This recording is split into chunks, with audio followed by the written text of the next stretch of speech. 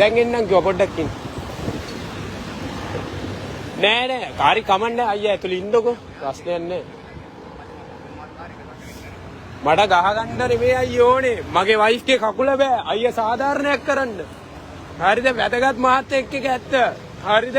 අපි නොවැදගත් එකත් ඇත්ත. හරි. ඔයා ඒකනේ කියන්නේ. හරිද? ඔයා කරපු වැඩේ වැරදි. මං ඇහුවේ මොලයක් නැද්ද? හරියට මානේ අනිත් මිනිස්සු ගැන හිතන්නේ නැද්ද කියලා. හරිද? ඔයා ඒකට තමයි මෙතන ඇවිල්ලා හැප්පුවේ කොටිකාවත් අන්දියේදී.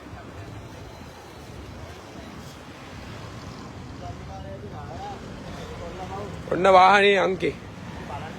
මගේ වයිෆ් ගේ කකුල අමාරුයි. මගේ වයිෆ් ගේ. මෙයා හප්පලා. මෙයා නඩුකාරයෙක් කියලා මෙයාට යන්න දෙන්නලු. මෙයාට උඩින් යන්න ලයිසන් තියනවලු. මගේ බයිසිකලේ මේ තියෙන්නේ. ආයෙ ලෙඩක් ආවොත් ඒකටත් ඔයා තමයි වග කියන්න ඕනේ. හරිද? ඔයානේ පිටිපස්සෙන් ඇවිල්ලා හැප්පුවේ.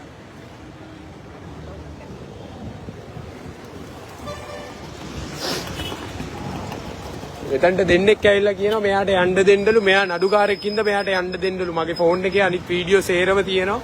මම නෝමල් වීඩියෝ දැම්මේ. වඩා හදිස්සියට මම නෝමල් වීඩියෝ දැම්මේ මොකද මෙයා වාහනේ පැනගන්න ගියා. ෆයින් එක ගියා. එයාගේ වාහනේ අංකෙමේ.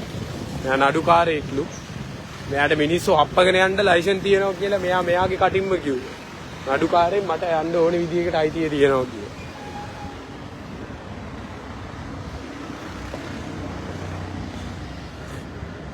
අද මට හෙට තව කොල්ලෙක්ට. මෙයා අංගොඩ අන්දියේදී එකපාරක් මාව හප්පන්න හැදුවා.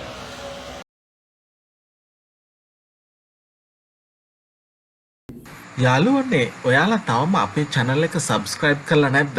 එහෙනම් subscribe button එක ඔබලා subscribe කරන්න. සීනුව සලකුණ ඔබලා දිනපතා අපගේ නව වීඩියෝ බලන්නත් ඔබට අවස්ථාව තියෙනවා.